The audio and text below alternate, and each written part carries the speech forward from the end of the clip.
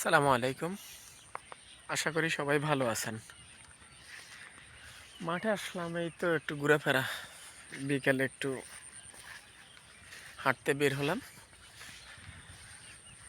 কিছুদিন আগেও আপনারা আমার ভিডিওতে দেখতে পেয়েছেন যে পুরো মাঠে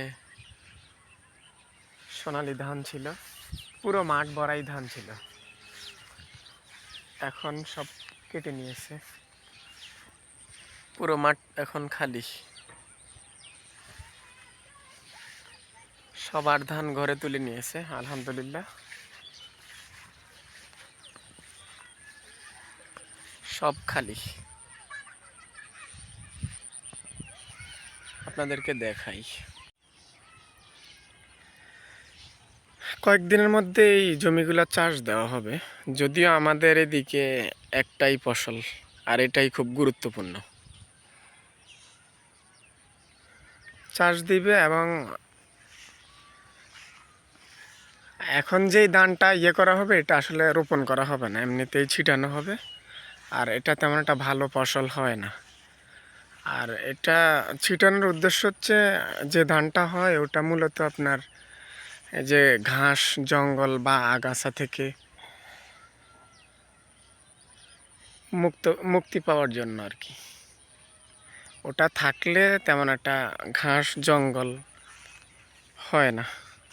আপনারা দেখতে পাচ্ছেন, কিছুদিন আগেও কত সুন্দর একটা রূপ ছিল।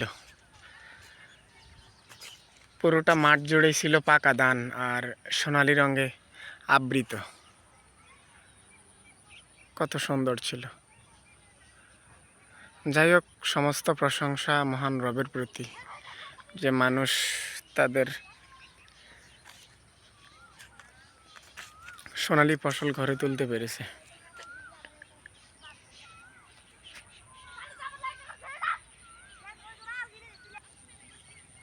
এই দিকটা আরেকটা জমি হাল চাষ দেওয়া হয়েছে।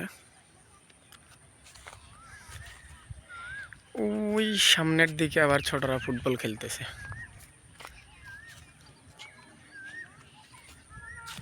কিছুদিন পর যখন পুরো মাঠে হাল চাষ দিয়ে ধান ছিটানো হবে, তখন তার কিছুদিন পরে আবার আরেকটা রূপ ধারণ করবে।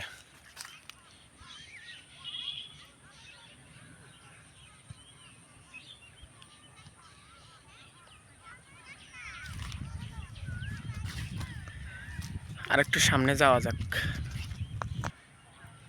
ওই যে অনেক দূরে সামনে একটা জমি কাটতেছে এখন, বেশি না, অল্প, হয়তো অল্প পরিমাণ আছে। আর না হলে পুরো মাঠের ধান কাটা হয়ে গেছে। আমাদের এই দিকটায় সম্পূর্ণ শেষ।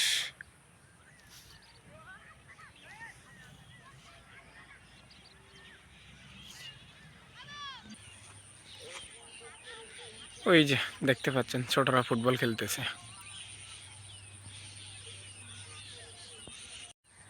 এই তো ছোট্ট একটা ব্লগ নিয়ে আপনাদের সাথে ছিলাম।